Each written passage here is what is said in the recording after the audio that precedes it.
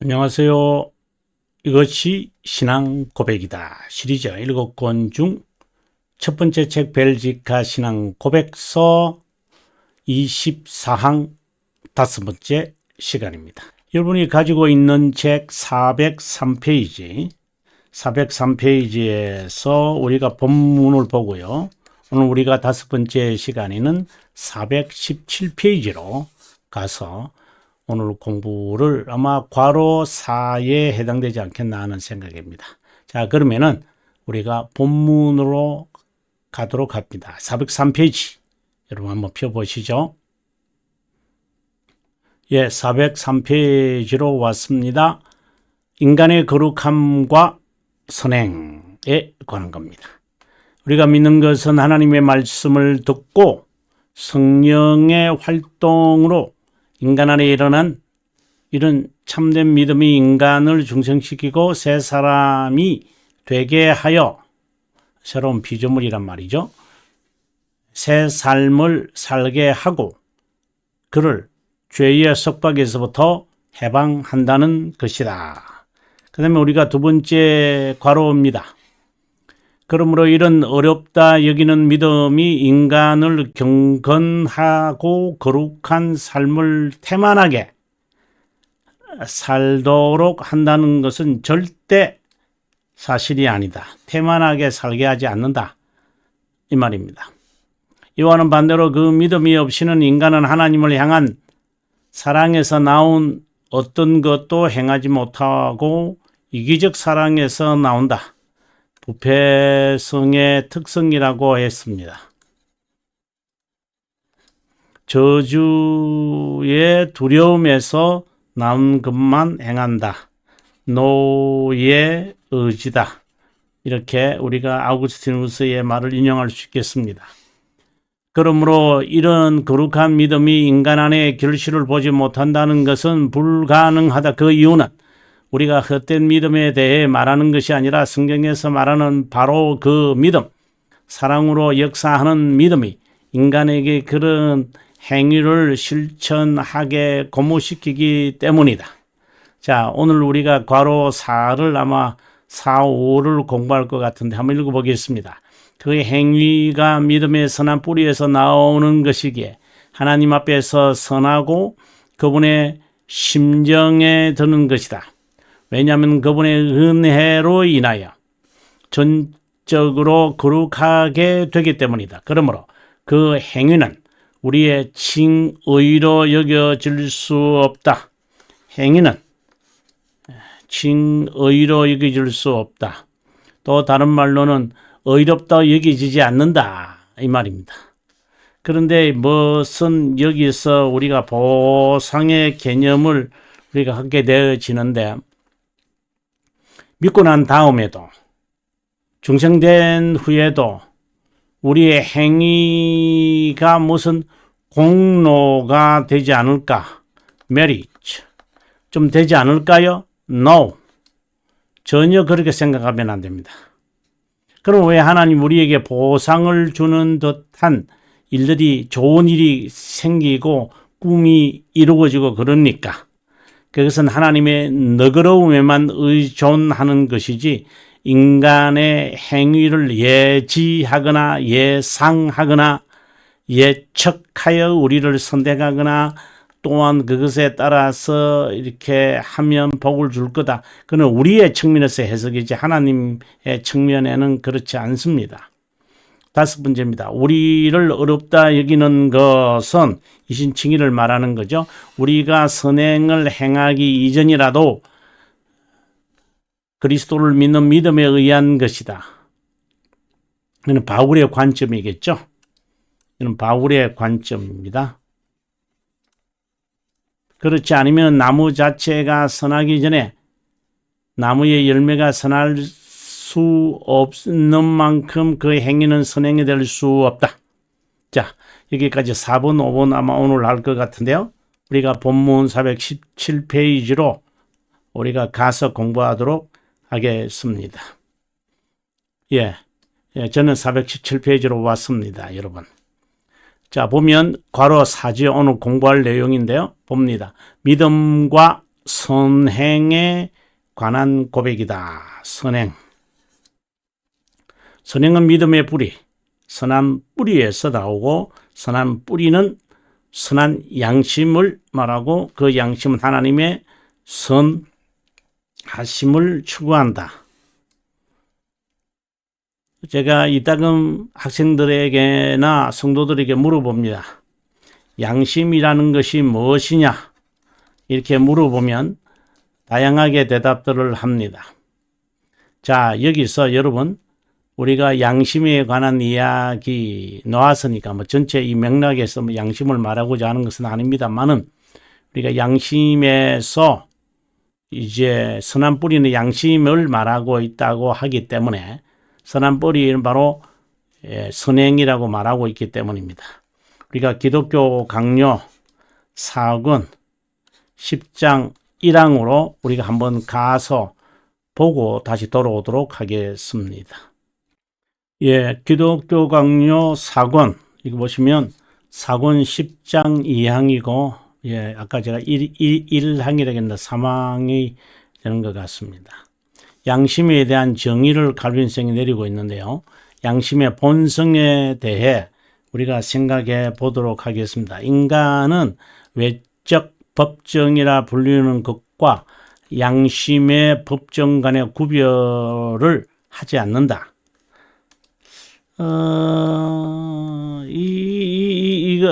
이걸 다른 말로 한다면은 인간의 법정이죠. 이거는 다른 말로 한다면은 하나님의 법정이죠. 지금 우리가 논하는 것은 하나님의 법정이다. 꼭 잊어버리지 말아야 됩니다. 그렇다고 이것을 무시해서는 안 되죠. 그래서 우리는 이 둘을 다 염두에 두면서 있으니 우리의 양심은 매우 어린아이처럼 민감하고 부드럽지 않을까 하는 생각을 해봅니다. 양심의 정의를 먼저 내려야 한다. 마음과 지성, mind, intellect. 자기 있는 이 마음과 지성을 가진 자가 사물에 대한 지식을 파악할 때 그는 안다고 말한다. 양심이란 말은 지식이란 이름에서 나왔다. 슈엔티아. 그래서 이제 여기서 이제 science라는 말이 영어 단어가 나왔지. 이게 본래 학이라는 거잖아요. 하나님의 심판에 대한 감각을 가졌다면 그 심판은 자신의 죄들을 숨기지 못하게 하는 정인과 같아. 그 감각이 양심, 이게 이제 센스죠. 센스. 재판장의 법정 앞에 범죄자들을 소환하는 정인과 같아. 위트너스와 같습니다. 왜 그런가 하면은 이 양심이 지식이기 때문입니다. 근데 앞에다가 con을 붙이죠. 그래서 conscience, con이라는 것은 with라고 하는 뜻이거든요.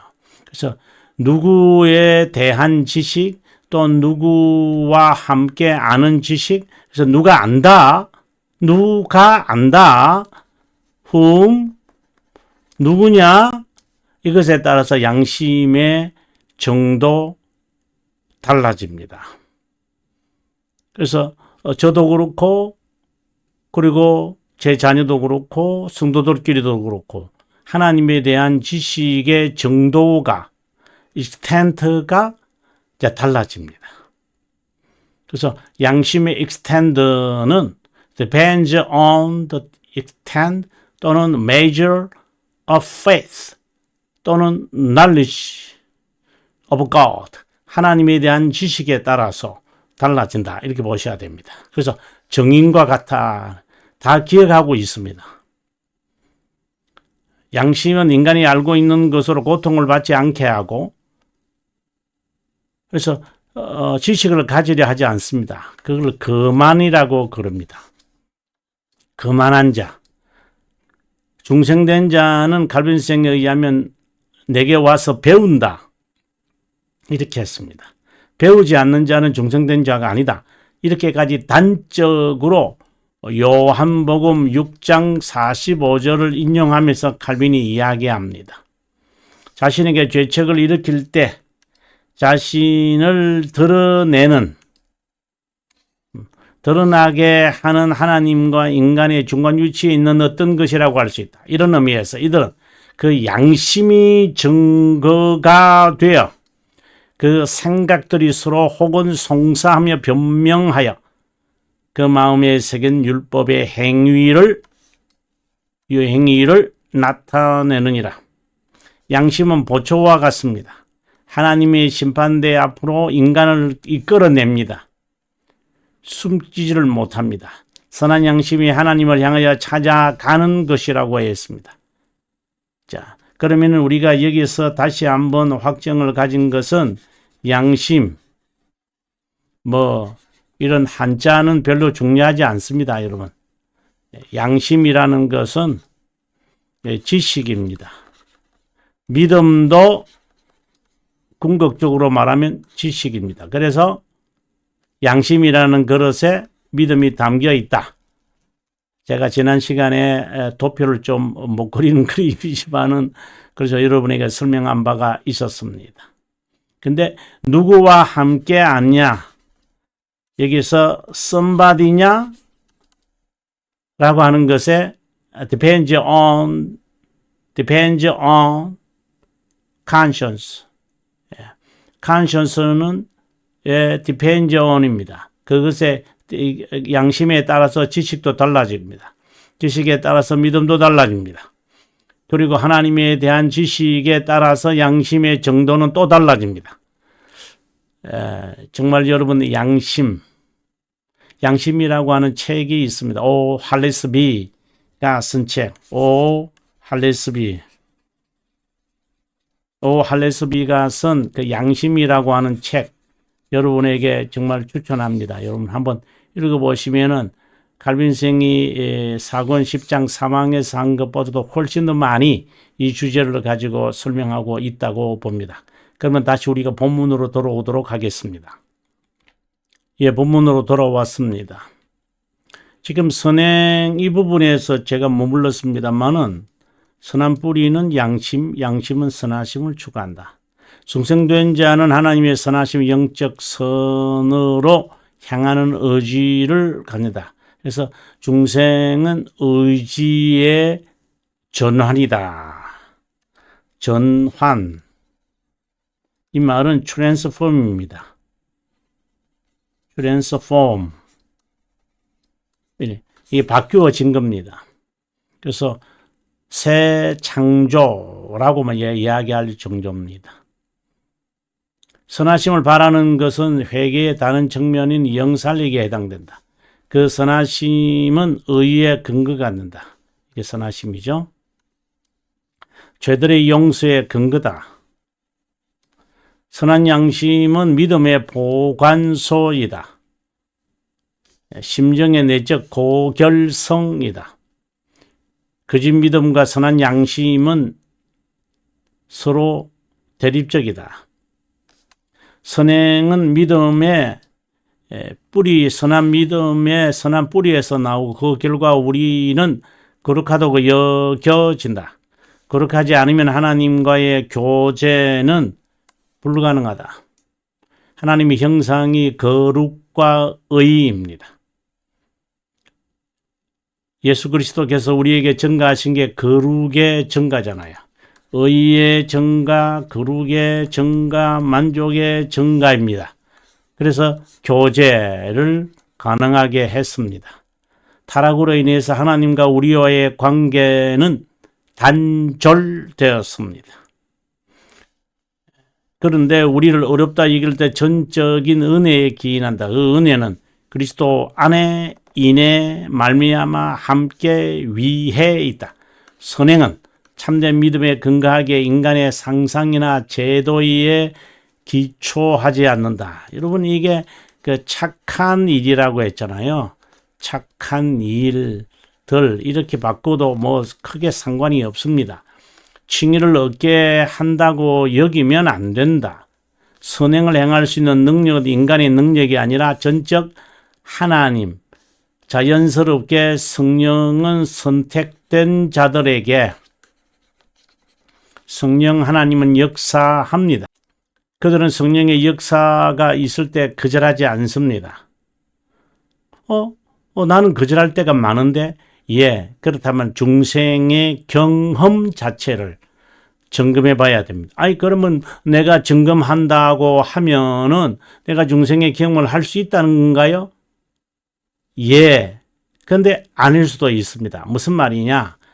하나님의 말씀을 배우고 익히고 또한 실천하고 이행하는 이런 정기적인 열정을 가지고 있는 이 순종 속에서 인간은 이제 점점 선행이 되어 선행을 행하는 자신으로 바뀌어져 갑니다. 옛 사람을 벗어버리고 새 사람을 입고 살아가는 거 쉽지 않습니다. 여러분, 우리 버릇 고치는 거 어렵잖아요. 저도 어렵거든요. 오죽했으면 제가 이 나라를 떠나서 한국 기독교의 좋은 점은 보다도 안 좋은 점에 많이, 그렇다고 제가 이전에 사역했던 교회들은 나쁘다는 것이 아니라 한국 교회 잘못된 이것이 내 몸에 그대로 그냥 자연스럽게 녹아질까 봐서 제가 떠났던 것입니다. 지금 생각하면 하나님께 감사합니다. 하나님께 감사해야 될 일이 이거밖에 없겠습니까만은 많이 있습니다. 여러분도 많아지기를 바랍니다. 하나님의 말씀에 명한 것만을 의미하고 인간이 고안한 것과는 아무런 관련이 없다. 그래서 믿음의 증거와 결실이다라고 하는 거 86문에서 하이델베르그에서 잘 설명하고 있습니다. 결실로 믿음을 확인할 수 있다. 확인할 수는 있습니다. confirm입니다. 인간적 상상에서 나온 선행을 칭의를 얻을 수 없는 이유는 최상의 선행이라도 죄성으로 인해 죄만 쌓일 뿐이다. 죄성 없는 선행이 인간에게 있을 수 없죠. 중생 후에라도 마찬가지입니다. 늘 싸워야 되는데 이게 무척 참 매우 힘듭니다. 또 선행을 통해 보상받으려고 하면 할수록 또 이 보상의 힘이 또 나옵니다. 벌을 더 받을 것이다. 일반적으로 행하는 선행에 대한 보상은 선행 자체 때문이 아니라 그리스도로 인해서, 또 다른 말로는 너그러움을 수행하기 때문에 하나님이 우리들에게 하나님이 우리에게 허락할 때가 있습니다. 우리 행함의 정결 때문에 하나님이 하시지는 않습니다. 괄호 4-2입니다. 우리의 행위가 선행이라 하더라도 믿음의 뿌리에, 선행이라고, 이 말이 안 되는 말인데, 사람들은 타임지에 나오고 무슨 사람들에게 추앙을 받고 비석에 세워져 있고 좌상이나 이러한 그 동상에 세워져 있다, 기린다, 그의 이름을 기린다. 그건 사람이 하는 거죠. 앞서도 말했다시피 세상의 법정에서, 세상의 윤리에서 보면은 그렇죠. 예, 그건 영웅이기 때문에. 근데 그것을 도외시할 수는 없죠. 그렇다고 구원이 그것 때문에, 그것으로 인해서 그것이 조건이 된다, 그렇게 말하면 안 되죠. 그래도 믿음의 뿌리에서 행한 것도 행한 것이 아니냐고 물을 수 있겠지만, 그 믿음이 하나님의 선물이고 믿음 자체로 어렵게 이기는 것이 아니고 믿음 자체는 한갓 도구에 불과한데, 믿음의 근간 행위라고 자랑하며 공로라고 주장하는 것은 전셋집이나 월셋집에 살 만큼 살았으니 이제 내 집이 되게 해달라라는 말과 같다고 저는 봅니다. 뻔뻔스러운 신자죠. 너그 가운데 받지 않은 것이 어디 있느냐? 다 받은 것이면서도 지것을 가지고 행한 것처럼 하나님 앞에 기도한다면 정말 파렴치한 자다, 이렇게 생각합니다. 선행 자체가 하나님의 은혜만 아니라 그것으로 인한 믿음에서 나온 것이기에 어렵다 여겨지는 것을 우리의 행위라고 주인 행세하면 안 된다. 그분의 은혜 없이 우리는 절대로 하나님의 선하심으로 향할 수 없다. 이 말은 중생되지 않으면 전혀 불가능하다. 이 말을 지금 하고 있는 것입니다. 괄호 5 그리고 1을 한번 보도록 하겠습니다. 이제는 선행과 보상의 관계를 우리가 괄호 4에서 했다면, 자, 여기서는 이성칭의 간의 관련성을 한번 살펴보도록 하겠습니다. 선행을 행하기 이전이란 중생의 경험을 갖기 전을 의미한다. 이 말씀은 하나님께서 영원에서 자녀로 삼거나 미리 알고 있지만 그 사실을 비로소 시간에서 깨닫게 되기 전을 의미한다. 여러분, 영원에 하나님이 우리 각자를 영원에서 선택하셨잖아요. 그것을 시간을 통하여 하나님이 우리를 부르시잖아요. 깨닫기도 또는 경험하기 전이라도 칭의는 그리스도를 믿는 이신에서 이루어졌다는 것은 믿음을 선물로 받아서도 자녀가 참된 회개가 있기 전에는 깨닫지 못한다는 것을 의미한다. 또 칭의는 우리의 행위와 무관하게 선물로 주어진 것이다. 그래서 믿음으로 라는 의미는 by faith란 말이죠. 행위와 무관한다 라는 고백에 다시 한번 강조되는 것이다. 선행을 정의하면 하이델베르크 91문에서 잘 말하고 있습니다.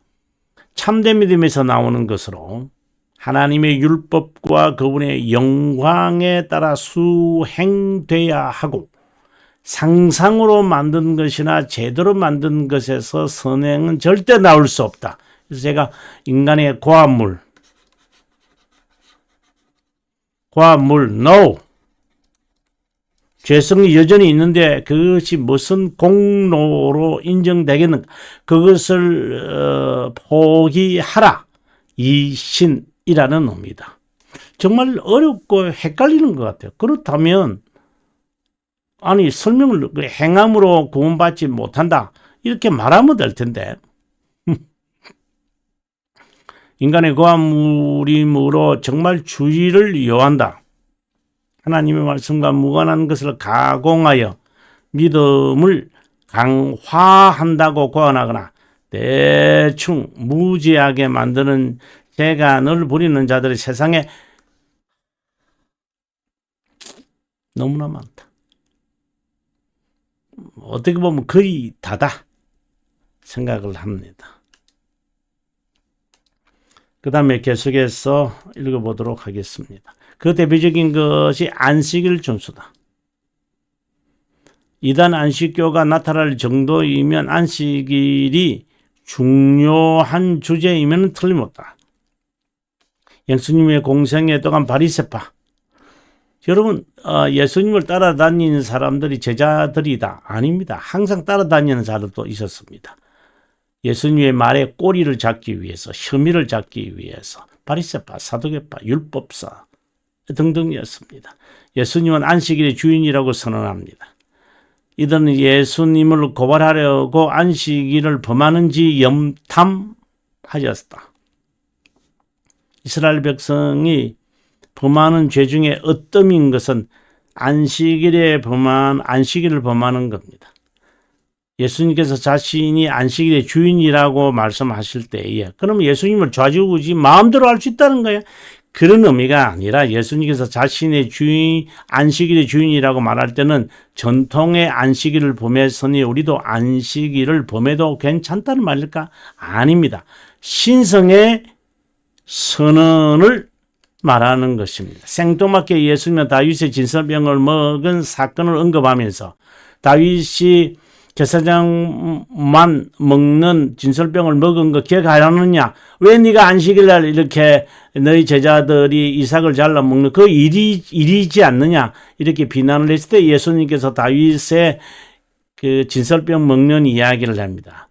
그것은 신성을 선언하는 겁니다. 그들은 하나님의 말씀을 왜곡하여 적용했다. 그들은 언제나 예수님을 인간으로만, 그분은 하나님이시다. 수많은 이적에도 불구하고 그들은 그분을 인간으로만 취급한다. 근데 실제로 그분이 하나님이다.